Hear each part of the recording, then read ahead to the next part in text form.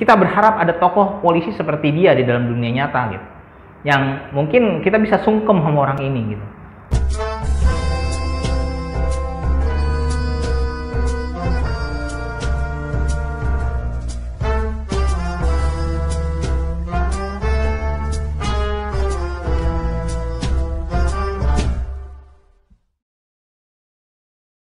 Halo guys, gue Fadli, gue dari Detektif ID.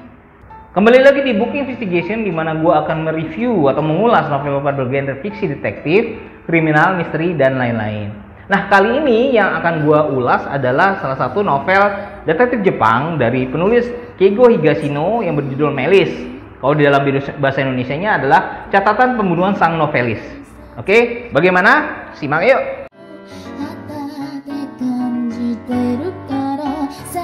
Nah, sebenarnya novel ini diterbitkan tahun 2001 gitu. Dan kemudian udah diterjemahkan ke bahasa Inggris dan menjadi salah satu novel bahasa Inggris dari Keigo Higashino yang pertama diterjemahkan. Dan ini kabarnya memenangkan beberapa penghargaan gitu loh. Nah, di Indonesia baru diterbitkan tahun ini oleh Gramedia Pustaka Utama. Nah, novel ini bercerita tentang seorang novelis bernama Hidaka Kunihiko yang ditemukan tewas di dalam kamar kerjanya. Padahal besok dia tuh harus pergi ke Kanada karena dia akan pindah dari Jepang ke Kanada, dan kemudian dia juga sedang mengerjakan naskah terakhirnya lah yang ditunggu-tunggu sama penerbitnya gitu, sama editornya. Tapi sebelum dia menyelesaikan itu semua, dia terbunuh gitu. Nah, mayatnya pertama kali ditemukan oleh sahabatnya Nonoguchi Osamu dan istrinya Hidakari.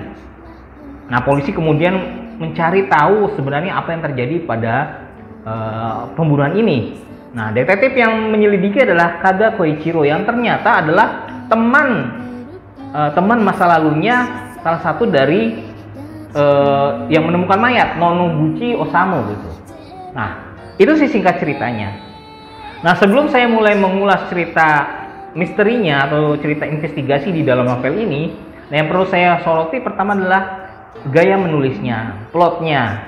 Cuma ternyata ini adalah cerita detektif yang modelnya itu inverted detective story, di mana kita udah tahu siapa pelakunya. Kita tidak perlu pusing-pusing mendebak siapa pelaku dari novel ini, karena novel itu udah dikasih tahu, bahkan kemungkinan udah dibuka di bagian-bagian awal.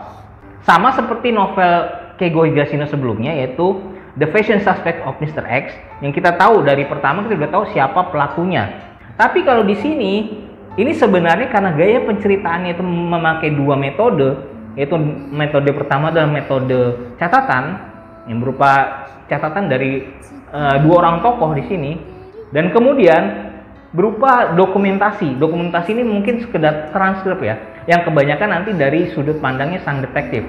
Nah, karena ini ceritanya inverted detective story, di mana kita sudah tahu siapa pelakunya, jadi yang dicari di sini bukannya siapa lagi, bukan siapa pelakunya, tapi yang dicari adalah alasan kenapa sang pelaku melakukan hal itu.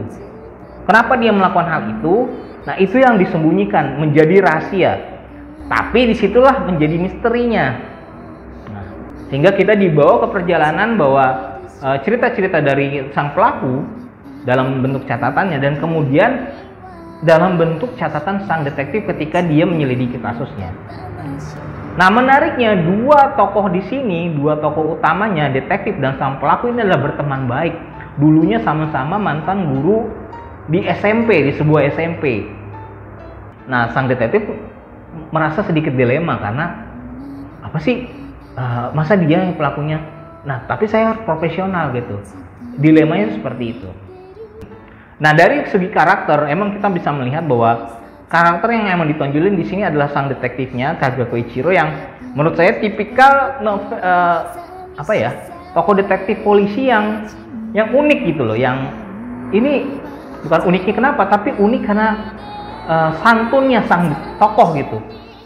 Ya, bisa dibilang tokoh detektif ini sangat santun karena dia orangnya sopan dan segala macam, tidak terlihat seperti polisi-polisi detektif yang mungkin kalian nonton di film Amerika ya, yang agak kasar dan brutal. Nah, di sini tokohnya emang santun dan emang dia bersahabat dengan sang pelaku dan dia memulai menggali pelaku berdasarkan masa lalu atau hubungan antara sang pelaku dengan sang korban.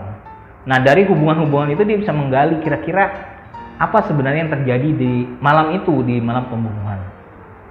Ini mungkin kalau kalian mungkin senang sama tokoh-tokoh detektif di luar kepolisian, karena menganggap polisi itu terlalu lambat dan segala macam, kalian mungkin akan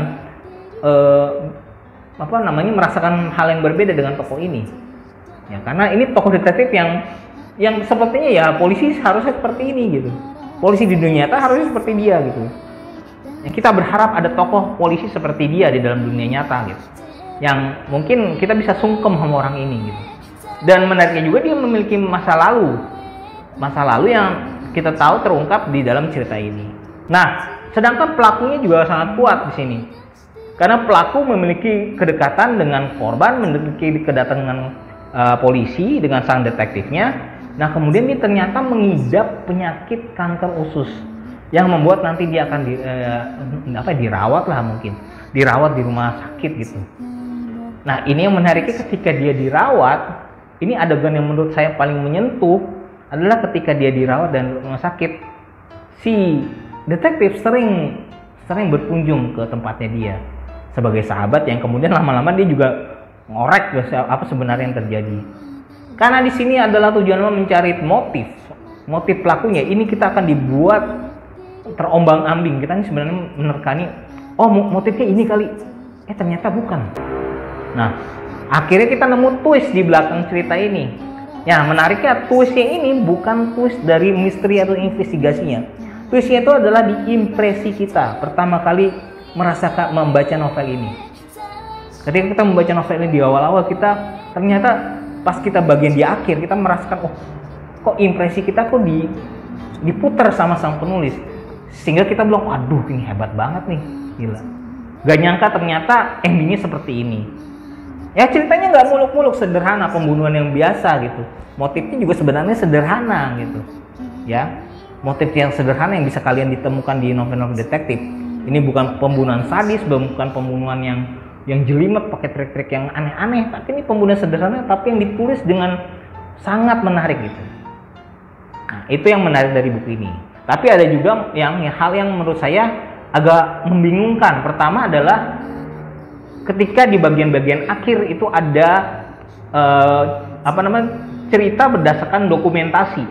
Cerita yang ditentukan berdokumentasi, sehingga itu membingungkan karena tidak adanya percakapan gitu. Di situ cuma sekedar kayak transkrip seorang yang ngomong ditulis ulang gitu ke dalam bentuk catatan. Seperti contohnya seperti kita kayak ngerekam orang, terus kemudian apa yang diomongin orang itu kita catat ulang. Tapi tidak ada percakapannya gitu. Itu yang membuat kita bingung dan itu sangat panjang karena ada beberapa karakter di bagian akhir itu yang menjadi saksi untuk kejadian kasus ini. Nah, seperti apa? Itu yang kalian perlu tahu di dalam buku ini. Nah, itu aja review Melis dari saya. Mudah-mudahan menjadi inspirasi. Kalau kalian ingin tertarik ingin baca, silakan bisa cari di Gramedia Digital atau di toko bukunya langsung. Bisa pesan langsung secara online. Itu aja buku investigation dari saya. Terima kasih sudah mendengarkan. Salam.